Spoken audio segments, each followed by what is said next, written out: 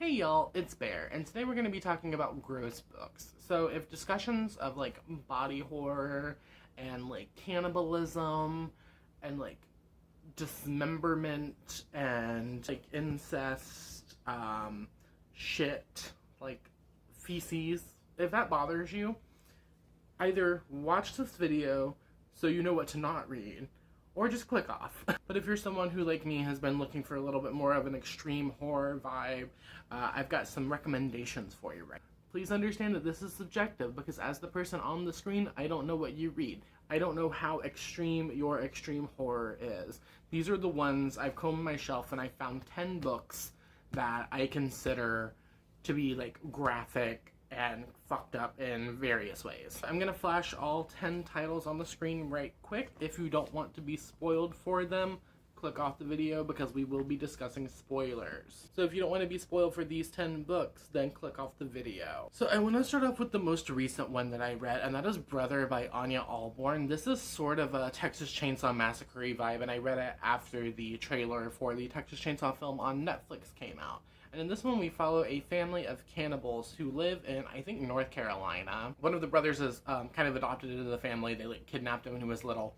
And basically, he and the oldest son go into town, drive around the back roads, kidnap young women, take them back to the house for the family to kill, and then the adopted son, like, cuts them up, processes them, the mom makes them into food, and then they eat them. I will say that it's not that gory, like, because the protagonist of this book, the adopted son, is kind of losing interest in everything that's going on at the family home. He wants to move on and do bigger and better things. We don't get too many instances of gore until later in the book whenever he finally snaps. There are some like weird incesty things going on and rape scenes and like, you know, animal cruelty and stuff like that going on in the book, so you're still getting fucked up content throughout the book. Whenever Michael loses his mind because his brother Rebel has kind of like psychologically tortured him to get revenge for something they did as kids, he loses it. He takes a hatchet, he like cuts into his father, he like cuts his mother, he's like killing everyone, and they're like, the family members are killing each other, and it just gets so graphic.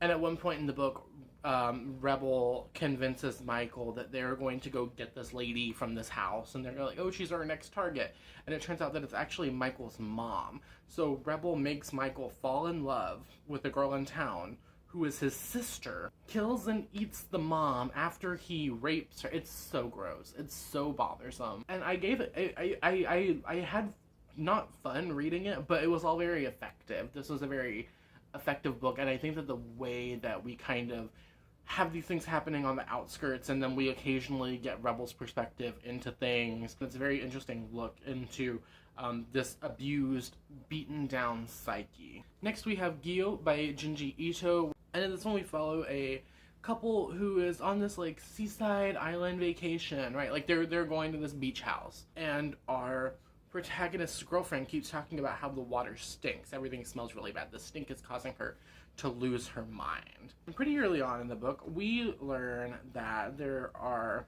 things coming out of the water with legs on them, running around with these like spiny little leg things. Basically, we learn later in the book, after our protagonist goes into kind of a coma, so eventually they start taking over human bodies. As you can see here, all of the human bodies. It gets gross, it gets disgusting. It made me physically vomit while reading it. The bodies get bloated with, you know, gas, and whenever they pop, that's the smell. And the corpses are rotting, but they're kept alive by these, like, machines that are, like, forced down their throat. It's so... ooh. I think I mentioned that one in my books that made me throw up video, which I will link somewhere for you to go check out. I want to do a part 2 to that. Let me know if you're interested, but that was one of them for sure. Then we have one that I used to talk about a lot on my channel, and I really want to reread it. I miss it, and that is Into the Drowning Deep by Mira Grant. This one is not so much in your face with gore as other books on this list, but we follow a team of research scientists, essentially, and marine biologists and, like, experts as they journey to the Mariana Trench. They're going to see if there's actually mermaids in the Mariana Trench that killed off a past exploration crew that the entire world believes is a hoax. Spoiler alert. Because this is a horror novel, these are not little aerial little mermaids, kind of like anglerfish, like coming from the depths and like fully just like biting off your face. And once the mermaids actually get onto the ship, the characters are just kind of like constantly like stepping over dismembered body parts and bloody smears on the wall, and you're watching people get like physically split in two, and it gets so icky.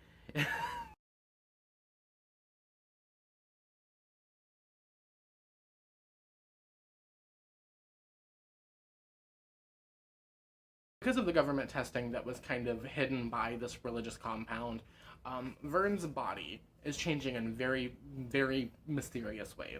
And it's a commentary on the way that society will turn black people against each other, as well as genetic testing that we know has historically happened on black people in the past. They reference a lot of like real world incidents in this, and the way that River Solomon in this book describes the changes happening to Vern's body, it's gross. Like, it's really, really gross. There's also some really good death scenes in here because Vern has this like newfound ability and control over her body. So it's like she can just use her wings and like rip people's faces off and like spread spores that make people sick and die, and it gets really, really gross. I feel like medical horror is gross by default, though, because medical horror and body horror and psychological horror all tie together constantly. So medical horror is something that always makes me feel very icky inside. We have Motherfucking Sharks by Brian Alan Clark, which was, if you've been on my channel for a little bit, you probably remember me talking about this. So this book is kind of this unhinged cross between like sexual horror and body horror and gore. Early on in the book, there's a scene where this brother and sister are like, oh well, we're gonna die because the sharks are gonna kill us, so we're just gonna have sex. And then while they're having sex, they get like bitten in half by a shark. It talks about like a baby crawling around on the ground as all of the sharks are rising out of the puddles, because in this book, when it rains, sharks come out of the puddles, and whenever the puddles dry, the sharks disappear. It's weird. Bizarro was weird. And it's talking about how, look at this baby, it could be your baby, it could be your niece or your nephew, etc. And I'm gonna fucking feed it to the shark. And look, it's trying to suck its thumb, but it can't because the shark ate the thumb. It's a lot for it being so short. Then we have Secrets of Ventriloquism by John Paget, and this one is not so much graphic as the whole, but there's one short story in this collection, and it's called Organ Void. And in Organ Void, it's about diarrhea. So this is one of those collections where all of the stories kind of like intermingle, I guess, like everything ties together in a pretty nice way at the end. And whenever you get to the end of the book, you realize how all of the stories tie together. In Organ Void, this woman is she's having diarrhea. She is like trying to sit on the toilet, and she's having so much diarrhea that it's like overflowing in the toilet, and she passes out in it, and she's like crawling through her house, but she's covered in shit. She's like coughing up mucus. It's gross. It's another one of those like fucked up ones. There's also something about like getting a shot and side effects from the shot, and like having insect legs crawl out of your body, which was gross and bothersome. But like, let's be real, what really bothered me in the short story Organ Void was the idea of just like a constant stream of diarrhea coming out of your asshole, and you can't stop, and it's just whooshing out, and it's overflowing the toilet, and you're getting covered in it, and it's so Then we have Mexican Gothic by Silvia Moreno Garcia, which I think has one of the best reveals in history. So in this book, we follow Noemi, who is like going to save her cousin, who wrote her this letter saying like, help this family that I married into. She's like driving me insane, trying to kill me. Throughout the book, we keep getting hints about like mushrooms, right? Like there's all of these things about mushrooms, and then it's revealed in the climax of the book that Uncle Howard, who has just been like sick and in a different room all the time, has been like partially taken over by the mushrooms, and is the reason that the family is continuing to grow, and everyone in the house has been like semi-infected with these mushroom sort of things. It's been a minute since I've read this, and I'm definitely overdue for a reread, and I want to reread it soon, but that's how I remembered it. But the scene where Noemi, who has been psychologically tortured and like sexually assaulted and all kinds of things throughout this book, gets brought in to meet Uncle Howard, and she looks at him, and he looks over at her in the bed, and he's bloated. He has these huge black boils on his legs. His eyes are this like really sick color. He's got like bile dribbling out of his mouth, and it turns out it's because like he and the mushrooms have merged into one. The idea of something like invading my body and like becoming one with my body is obviously very messed up, and like one thing that really gets to me. But like whenever you're going into detail about like how you can see like the veins on his arms standing up and they're like black, and You can see things like bubbling out of his mouth and the boils that are like, and the smell. Like, it's so effective. And I was so happy that Sylvia Moreno Garcia hit like every single sense. Like, all five senses, she hit them all, and they all made me want to gag. And I did gag a lot.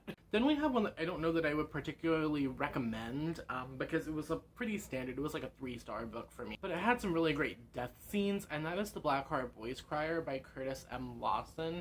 This one follows a boy named Lucien Beaumont, who has been forced to go to public school after the death of his father. His father was a musician, and in going through his things, Lucien has found this like unfinished song that his father never completed. And it turns out that the only way for Lucien to be able to finish the song is for him to commit these acts of violence that help release this demon that is being summoned through the composition. He like beats his father's old colleague with a meat cleaver and is like ripping the skin off of his face. He recruits these 3 other boys to help him.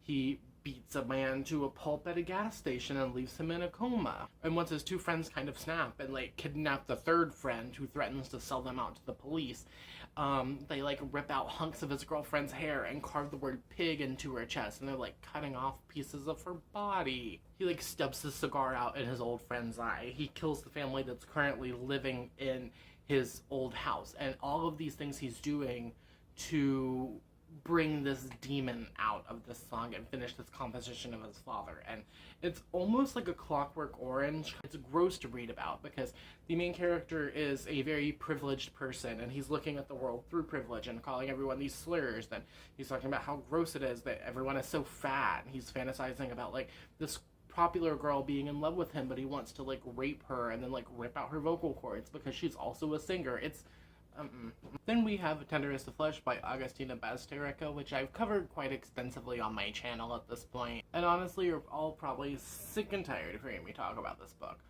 But we're gonna do it again. So this book takes place in a near dystopian future, right? Like, it's not that far away from modern day. In this future, all animal meat has been kind of ravaged by this disease. Like, animals are no longer fit for human consumption. Instead of just going vegan, we decide that we're going to breed a specific group of humans to be meat, basically. So there are humans that only exist for the purpose of being eaten and being bred and being milked and having their bodies, like their skin turned into leather. And it's fucking gross. Like, it's just so normalized in this society, and it's never really even questioned. Our protagonist is a man who works at one of the factories that processes people, and as like a promotional thing, he's given a head, which is a like human woman, who, keep in mind, has been bred to just exist as food. So she can't talk, she can't like actively really think for herself, she can't do a whole lot. The main character has kind of left his wife because of a miscarriage that happened or a stillbirth or something along those lines. Basically, they lost a baby. So throughout this book about eating people, he is developing a sexual relationship with this woman, this human cattle. And in reading it, it almost reads like bestiality because even though she's a human, like she's like a person, she exists as food. So the world looks at her as food, and he keeps her locked in his house.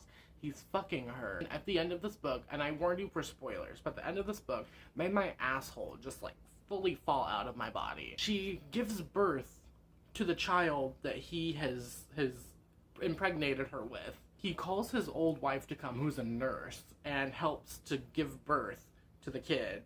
And then they just murder her. Because it turns out the whole time he was just using her to get a baby. There's another scene in the book where we're looking at another character's promotion in another factory, and they're like having like a fun barbecue, and they just confirm that like they're eating like barbecued little kid. And it's one of the few books that I've read because of internet hype in the horror genre that I think is fully worth the hype. Finally, we have one that I read recently this year. I talked about it in one of my wrap-ups, and that's The Least of My Scars by Stephen Graham Jones. Y'all thought we were going to get through this video without having a Stephen Graham Jones, but you should know me better than that at this point. So in this, we follow a man who is a serial killer, essentially. He is a serial killer for hire, but he has been locked in this apartment that he can't leave, and he has his kills delivered to him based on the needs of this man who has kind of employed him to do this. And he also has like a young girl that he has kept hostage. Basically, he keeps her like tied up and she's not in her right mind, so he just like feeds her and pretends that he's like a cop who's trying to help her. If a serial killer can spiral into more insanity, he starts to kind of lose his mind because he's wondering about this woman who keeps popping up around his apartment, calling one of the victims' phones, stuff like that, named Dashboard Mary. And it starts to cause him to question whether he is actually killing people or if he is in a mental hospital and she's like a nurse. It's gross to read about the way that he just like, you know, murders these people, and then he has like this whole little routine that he does where this is how he like orders who he wants to be delivered to his house. It's gross and weird. I think it might be Stephen Graham Jones's like most uncomfortable book. The reason the man's been employed as a serial killer is because he killed a yoga instructor, I believe, who his benefactor was in a relationship with and love with, something of that sort. But the way that he killed her, he kidnapped her, took her into a garage, and spent like 3 days just like cutting pieces of her body off. He like slit open her stomach into her womb. He was going to force her to like give a fake birth to like a yappy little dog that she kept in her purse. Later, at the end of the book, we find out that the girl that he's been holding hostage is actually his daughter, and Dashboard Mary is his wife, who he is going to kill. He cuts off her nipple and eats it, and it goes into detail about like how to cut around like the lactation ducts. Bad. Like, great. Made me feel what it was supposed to make me feel, but like bad. So those are the 10 books that I'm going to recommend to you today. If you want extreme horror recommendations, like I said, that's subjective and that's what that means for you. This is what it means for me. If you've read any of the books that I mentioned today, let me know what you thought about them downstairs.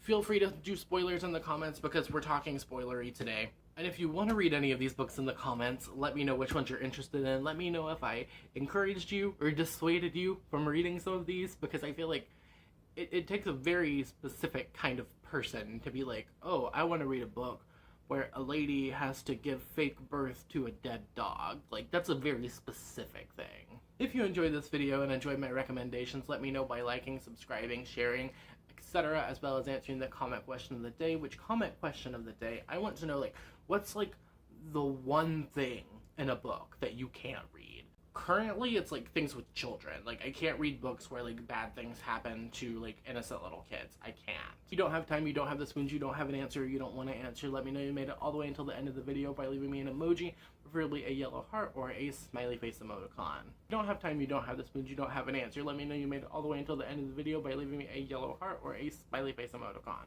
This video was voted on by my patrons, so thank you so much for supporting me in that way, and if you as a viewer are interested in doing that, that's always linked downstairs. Also linked downstairs will be my social medias and other places to find me and support me further. As I said, Patreon, on Amazon wishlist. If you would like me to review a specific book, you can send it to me, etc. And yeah, I hope you have a wonderful whatever it is, wherever you are. I will see you next time with another video. Thank you for watching. Okay, cool. Bye. How do we feel about the new glasses? I love the new glasses. Like, a lot. Like,